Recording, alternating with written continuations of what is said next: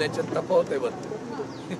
प्रश्न तुमचा निवडणुकांच्या संदर्भात आहे. कानपटात तेवढं ते म्हणून सुरू झालेलं आहे. ज्यांना जरा तरी जनाची आणि मनाची लाज आहे का एवढं तरी विचारून घ्या पहिल्यांदा. लोकशाही जिवंत आहे का? 4-4 वर्ष महानगरपालिकांच्या जिल्हा परिषदांच्या निवडणुका होत नाही, हे लोकशाहीचं द्योतक म्हणायचं.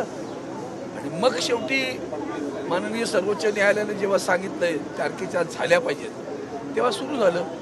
वोट चोरीचं प्रकरण तुम्ही ऐकताय अख्ख्या देशभर.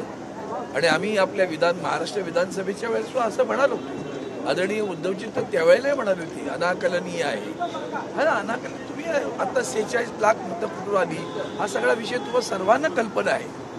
दाखवलं का हो 5 नंतरचं CCTV मधलं लोकांच्या रांगा मतदानासाठी? नाही ना दाखवलं. आणि म्हणून ते राजकारण सोडून आज महाराष्ट्र एका अतिशय वाईट परिस्थितीतून जातोय. महाराष्ट्र संवेदनाहीन दिसतोय, महाराष्ट्र संस्कृतीहीन दिसतोय.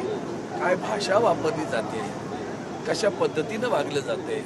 आमचा शेतकरी मराठवाड्यातला उद्ध्वस्त होताना सरकार संवेदनाहीन दिसतंय. ST असेल किंवा आणखी महामंडळ असेल उद्ध्वस्त होत आहेत. त्यांची देणी थकलेली आहेत प्रचंड. सरकार प्रचंड कर्जात बुडालेलं आहे. या सगळ्या परिस्थितीवर आणखी काय करायचं ठेवलं शिल्लक तर जातीपातीच्या भिंती उभ्या करून ठेवतो. खरा आपसात लढाया. आम्ही फक्त राज्य बघू कसं मिळणार ते बघतो. तुम्ही भांडत राहा, आम्ही सत्तेवर बसू. एवढं धोरण राज्यकर्त्यांचं आहे. आणि म्हणून वंदनीय हिंदुत्व सम्राट शिवसेना प्रमुख श्रीमान बाळासाहेब ठाकरेंच्या विचारानं पावन झालेलं शिवतीर्थ आहे. फक्त प्रेरणा ऊर्जा घेऊन आम्ही सगळेजण जातो.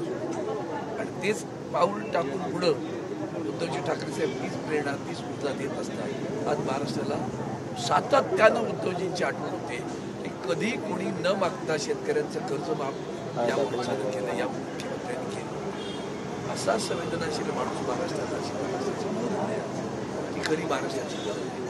आणि म्हणून जे काही आज उद्धवजी विचार देतील त्या विचाराचं शोध घेऊन शिवसैनिक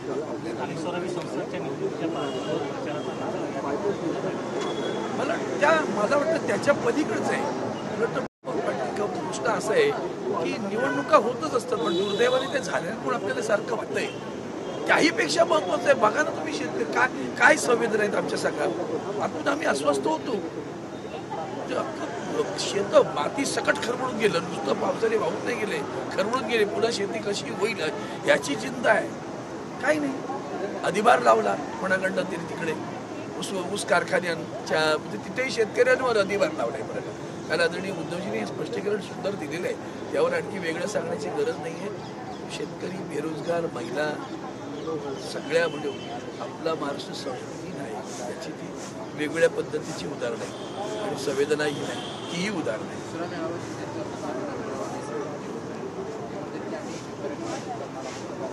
जाऊ दे, त्यांच्याबद्दल न बोललेलं म्हणजे माझी एनर्जी वाया घालतो. त्यांच्याबद्दल बोलायचं नाही, आपण आपलं काम करायचं. लोकांना बघू दे ना. खोके वाटायला त्यांच्याकडे पैसे होते हो, लाज नाही वाटली. आज उभ्या महाराष्ट्रात गोष्ट आहेत ना, उभ्या देशातले लोक येऊ काय आहे 50 खोका क्या होत आहे तुम्ही लोक 50 खोके एकदम ह्या गोष्ट तुम्ही ऐकल्या नाहीत का? आणि त्यांच्या मंत्र्यांचे जे काही भ्रष्टाचार आणि गडगंज संपत्तीची उदाहरणं आली, भ्रष्टाचाराची आली. म्हणजे काल परकडे त्यांचा आमदार बोलला बोकडं कापतील 1-2 कोटीची. कशात नाही तो एक म्हणतो मी आमदार नाही तरी 20 कोटी रुपये आणतो, म्हणजे कशात नाही ते. हे असलं घाणेरडं सरकार तुमच्या बोडक्यावर बसलंय. जनतेने आता अंतर्मुख व्हायला